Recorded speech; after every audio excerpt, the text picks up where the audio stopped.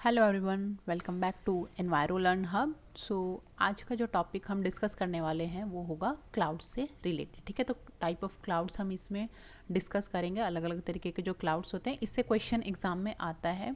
तो काफ़ी छोटा सा टॉपिक है और बहुत प्यारा टॉपिक है, बस थोड़ा सा आपको याद करना पड़ेगा। याद करना वो मैं आपको थोड़ा ट्रिक भी आपको समझाऊंगी साथ साथ कि कैसे आपको इसको याद करना है। ओके।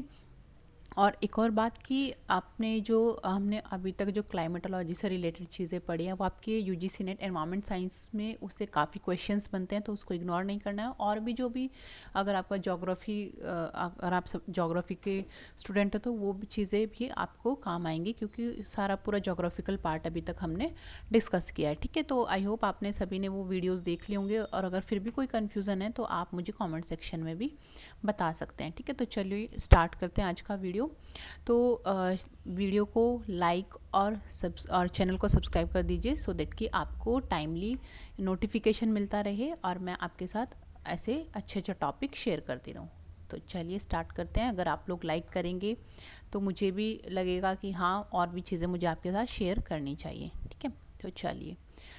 तो देखो, सबसे पहले हम देखो जो क्लाउड्स को हम डिफ्रेंशिएट करते हैं ना, डिफ्रेंशिएट इन द सेंस कि क्लासिफिकेशन करते हैं, तो वो होता है on the basis of their height, कि कितनी हाइट पे है। ठीक है, स्काई में कि मतलब आपको कितनी हाइट पे दिख रहा है, कम हाइट है, ज़्यादा हाइट है। तो सबसे पहले हम जो डिस्कस करेंगे that is about the high cloud. ठीक है, तो जो जिनकी हाइट आपको याद रखनी है 25,000 टू 35,000 फीट तक होती है, तो इनको हम बोलते हैं हाई क्लाउड। अब हाई क्लाउड भी अलग अलग तरीके के होते हैं, तो सबसे इनमें ना बहुत माइनर सा डिफरेंस होता है। तो आप ये पढ़ने के बाद जैसे अगर आपको समझना है तो जैसे रियल लाइफ में हम देखें ना, तो ट्राई किया करो, डिस्कस किया करो आपस में कि अच्छा ये वाला क्लाउड है, मैंने पढ़ा था। तो आप जब रियल लाइफ की चीज़ों को अपनी थ्योरेटिकल जो हम पढ़ते हैं उन चीज़ों से रिलेट करोगे तो आपको वो लाइफ लॉन्ग याद रहेगा, आप उसको कभी नहीं भूलोगे।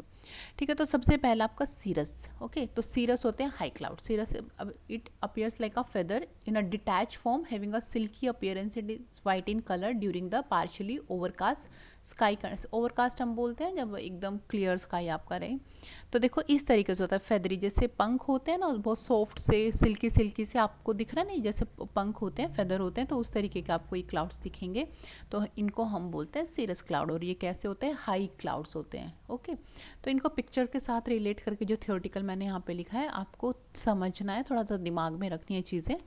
ओके, उसके बाद आता है सीरो स्ट्रैटस। तो जो सारे के सारे जो हाई क्लाउड्स है ना, उनके सामने आपको सीरो इस तरीके से लिखा होगा। ठीक है, उसके बाद देखो, it cover the sky like a thin whitish blanket and is a special category of cloud as it is responsible for producing the characteristic feature which is known as to as halo of the sun as well as moon. Halo क्या होता है कि आपने देखा होगा ना कि जो मान लो सन है, ये इसके आसपास आपने एक बहुत चमकती हुई सा ऐसा लगता है कि सर्कल की फॉर्म में एक चीज़ है, तो उसी को हम हेलो बोलते हैं। तो ये सीरो स्ट्रैटस जो क्लाउड होते हैं, एक वाइटिश थिन सा ब्लैंकेट आपको दिखता है ना, कि देखो ये चादर सी है, जैसे कि इस तरीके से आपको दिख रहा है ये यहाँ पे, तो इनको हम बोलते हैं सीरो स्ट्रैटस। ओके, और ये किसके लिए रिस्पॉन्सिबल है, हेलो ऑफ द सन। तो एग्जाम में क्वेश्चन पूछ सकते हैं which of the following cloud is responsible for the halo of the sun as well as the moon. तो ये आपको पता होना चाहिए। Next cloud is a cirrocumulus cloud. अब cumulus cloud it appear in the form of minute circular masses. अब देखो यहाँ पे सर्कुलर सर्कुलर से इस तरीके से है ना, तो तीनों में आई होप अभी तक आप डिफ्रेंशिएट कर पा रहे होंगे। ऑर्गेनाइज इधर इन अ स्मॉल ग्रुप और lines, you can compare it with that of the sand ripple which appear in the seashore areas. Sand ripple होता है ना, इस तरीके से आपको मतलब दिखते हैं, तो उस तरीके का ये क्लाउड रहेगा, उससे आप कंपेयर कर सकते हो। ये जस्ट आपको समझाने के लिए थोड़ा सा एग्जाम्पल है। ठीक है, तो अगर हम हाई क्लाउड की बात करें तो हमारे तीन आ जाएंगे इधर, सीरस आएगा, cirrostratus and cirrocumulus. तो ये तीन क्लाउड हो गए आपके हाई क्लाउड। अब आता है next is a medium cloud. तो मीडियम क्लाउड की हाइट आपको पता होनी चाहिए 10,000 टू 25,000 फीट तक। ठीक है, उसकी हमने पढ़ी थी 25 टू 35। तो अब देखो इसको ऑल्टो, ये ऑल्टो इनमें लगेगा, तो ऑल्टो से आप याद रख सकते हो, जैसे ऑल्टो कार होती है that is for middle class लोग। ठीक है, तो मीडियम इस तरीके से आप याद रख सकते हो, बाकी आप लोगों के ऊपर डिपेंड करता है कि आपको कैसे याद रखना है। नाउ इट अपीयर्स इधर in a flat circular layer और इन patches during the overcast sky organised into group lines और वेव एटसेट्रा। ठीक है, तो या तो आपको ये सर्कुलर देखो दिख रहे हैं ना, पैचेस की फॉर्म में दिख रहे हैं। ओवरकास्ट मतलब अगेन एकदम स्काई एकदम आपका क्लियर है, डे क्लियर है, काम कंडीशन है जहाँ पे। ठीक है, लाइंस और वेव्स इन फॉर्म में आपको मिलेगा ये, ठीक है। तो इन दोनों में आपको डिफ्रेंशिएट रखना है कि ये स्मॉल स्मॉल होते हैं, स्मॉल स्मॉल सिरोक्यूमुलस जो होते हैं, और ये आपको क्या मिलेंगे, मतलब फ्लैट से होंगे, थोड़े से ना सर्कुलर जो है, बहुत ज़्यादा सर्कुलर नहीं होंगे। देख रहे हैं ना, इनका ये जो सर्कुलर है वो थोड़ा चौड़ा है, ठीक है, सर्कल जो है, in patches during the overcast sky. Next is the altostratus. It is a quite similar to cirrostratus, जो हमने सीरोस्ट्रैटस पढ़ा था, ठीक है। Clouds of high clouds category, ठीक है। तो ये बताया कि उसकी तरीके से उसके जैसे ही होता है ऑल्टोस्ट्रैटस, जैसे मैंने आपको यहाँ बताया था ना, सीरोस्ट्रैटस की थिन मतलब ब्लैंकेट की तरह होता है। तो यहाँ पे भी आप देखोगे जब हम ऑल्टोस्ट्रैटस देखेंगे, ये रहा, ठीक है। हाउएवर इट अपीयर्स इधर स्ट्राइटेड। स्ट्राइटेड का मतलब होता है कि स्ट्रैटा का मतलब ही लेयरिंग होता है, fibrous, devoid of halo effect of sun और मून एज लाइक सीरोस्ट्रैटस। तो सीरोस्ट्रैटस तो क्या करता है, हेलो इफेक्ट करता है, बट ऑल्टोस्ट्रैटस ऐसा नहीं करता है। और ये भी देखो आपको एक ब्लैंकेट की तरह ही दिख रहा है ना, तो उन दोनों की मतलब ये उसी की तरह होता है, बट इसमें और उसमें क्या डिफरेंस है कि हेलो क्रिएट नहीं करता है, ठीक है। उसके बाद आते हैं आपके लो क्लाउड्स, जो नीचे होते हैं, मतलब ग्राउंड सरफेस से लेकर 10,000 फीट तक जो आपको क्लाउड्स मिलेंगे उनको हम बोलेंगे लो क्लाउड्स, ठीक है। तो ये यूजुअली आप लोगों को देखने को मिलते भी हैं।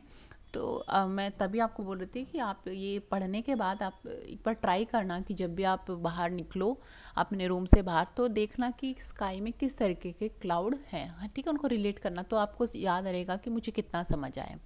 Next is a stratocumulus, ठीक है, cumulus strato.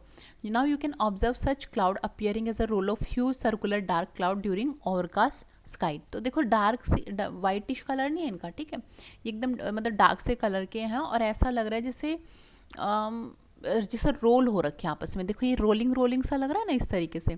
Such cloud seems to be organised into cluster, streaks and waves. Many a time this cluster में join together form edges and में एक्सटेंड और कवर द एंटायर स्काई। देखो ये cluster से जो इस तरीके से आपस में जुड़े हुए हैं ना, ये पूरा का पूरा देखो किस तरीके से वेव सी बनी हुई है। उसके बाद आता है आपका निम्बो। अब आपको ना जो जो क्लाउड रेनफॉल कॉज करता है उसमें आएगा आपका नींबू। नींबू का मतलब जैसे हम नींबू होता है ना, लेमन होता है, उसको निचोड़ते हैं, तो अब इसी तरीके से आपको रखना है कि नींबू जो क्लाउड होते हैं मतलब उनसे रेनफॉल होते हैं, उनको निचोड़ दो तो पानी निकलेगा, ठीक है। ये एक याद करने का जस्ट तरीका है। Now it is characterize as a low height shapeless cloud and is a, इसकी कोई शेप नहीं होती, डार्क ग्रीन कलर होता है, विच में uniformly cover the sky and it is rain yielding cloud. तो अगेन वेरी इंपॉर्टेंट क्लाउड, क्योंकि इसी क्वेश्चन पूछ लेंगे वो आपसे। उसके बाद है cumulus. It is a thick cloud characterize by dome shape. अब डोम कैसा होता है, इस तरीके से होता है, तो इसका फ्लैट आपका जो है वो बेस होगा, जो हॉरिजॉन्टल बेस होगा, और ऊपर से जो अपर सरफेस होगा वो आपका डोम शेप होगा, तो उनको हम बोलेंगे क्यूमुलस। ये भी आपके कैसे हैं, लो क्लाउड होते हैं, ठीक है। अच्छा, जब तक हम ये पढ़ रहे हैं तो आप लोग कमेंट सेक्शन में ये बताओ कि आइसोनेप क्या होते हैं। ओके, ये आपको बताना, ऑल्दो मैं आगे स्लाइड में इसका आंसर है, बट जब तक आप लोग मुझे कमेंट सेक्शन में बताओ। उसके बाद आता है क्यूमुलोनिम्बस। क्यूमुलोनिम्बस देखो सबसे ज़्यादा इंपॉर्टेंट क्लाउड है ये भी। This is popularly known as a storm of thunder cloud. जो थंडर स्टॉर्म्स होते हैं ना वो इन क्लाउड्स की वजह से होता है। Characterise with flat base which generally bring rain और snow depending upon the type of climate. क्योंकि हम डिफरेंट टाइप ऑफ प्रेसिपिटेशन पढ़ चुके हैं, तो उसके ऊपर मतलब क्लाइमेटिक कंडीशन के ऊपर डिपेंड करेगा। जहाँ पे भी वो मतलब वो प्रेसिपिटेशन हो रहा है वहाँ पे ठंडा है गर्म है, तो उसके ऊपर डिपेंड करेगा कि किस तरीके की आपकी रेनफॉल होगी, स्नो की फॉर्म में होगी, स्लीट होगा, क्या होगा, ठीक है। Now the upper surface of this cloud type exhibit greater vertical development. मतलब हॉरिजॉन्टल की बजाय ये वर्टिकली ज़्यादा होता है, ठीक है, ये इसका एक्सेस ज़्यादा होता है। विद क्यूमुली फॉर्म लाइक पिनेकल्स, ठीक है। तो गोभी की तरह आप इसको देख सकते हो, इस तरीके से आपको मिलेगा। Which ascend in the form of mountain ridges और हाई राइजिंग बिल्डिंग टावर, ठीक है। तो ये बड़ा मोस्ट इंपॉर्टेंट है। ये भी निम्बस है, तो देखो थंडरिंग होगी, रेनफॉल होगी, तो निम्बस जहाँ पे आए ना तो आप याद रखना कि इससे रेनफॉल के चांसेस होते हैं, ठीक है। होते क्या मतलब ये रेनफॉल करते हैं। स्ट्रैटस है, it is form as a result of condensation of fog that get lifted with rising temperature of the air. Stratus acquire the lowest height among all cloud type and appear in the form of horizontal sheet और layer. तो ये देख रहे हो ना इस तरीके से, और ये किससे बनता है, जब फॉग का कंडेंसेशन होता है, ठीक है। अब देखो वो जो हमने अभी तक क्लाउड्स पढ़े हैं, तो ये एक उसका पिक्चर है जहाँ पे आप इसको हम समरी की तरह पढ़ सकते हैं। तो ये देखो आपके क्यूमुलोनिम्बस क्या आते हैं, आपके लो लेवल क्लाउड है ये क्यूमुलोनिम्बस। यहाँ से देखो इस तरीके के आपको ये दिखते हैं गोभी की तरह, ठीक है। और कॉलीफ्लावर जिसको हम बोलते हैं, ठीक है। ये हो गया आपका सीरस, जो हाई क्लाउड्स मैंने आपको बताया था फेदरी फॉर्म में जो होते हैं। फिर आपके सीरोक्यूमुलस, ये इस तरीके से हो गए। ये ऑल्टोक्यूमुलस, ये ऑल्टोस्ट्रैटस, स्ट्रैटम मतलब लेयर हो गई। ये क्यूमुलस हो गया, अगेन स्ट्रैटस हो गया, ये लो हाई क्लाउड हो गया, ये स्ट्रैटोक्यूम हो गया, ठीक है। तो ये हाइट भी यहाँ पे दी हुई है और ये रेनफॉल कॉज करता है, आपको ये चीज़ें, क्योंकि इनसे बहुत बार एग्जाम में पूछा भी जाता है। ओके, सो आई होप अब आपको ये चीज़ें क्लियर होंगी।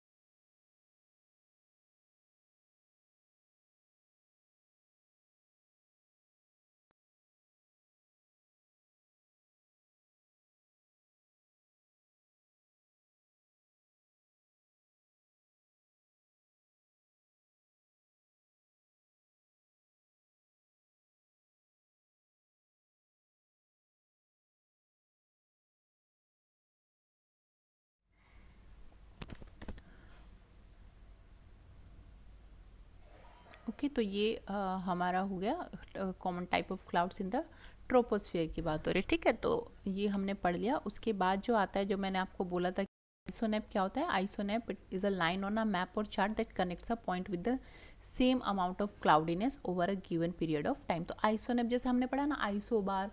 तो जब भी आप मैप या चार्ट पे किसी भी चीज़ को बनाओगे तो लाइन की फॉर्म में आप उनको बनाते हैं। तो जो जहाँ पे मान लो दो एरिया है, सेम तरीके की क्लाउडीनेस है, तो उनको जो लाइन ज्वाइन करती है उसको हम बोलते हैं आइसोनेप। सॉरी, वो बीच में थोड़ा टेक्निकल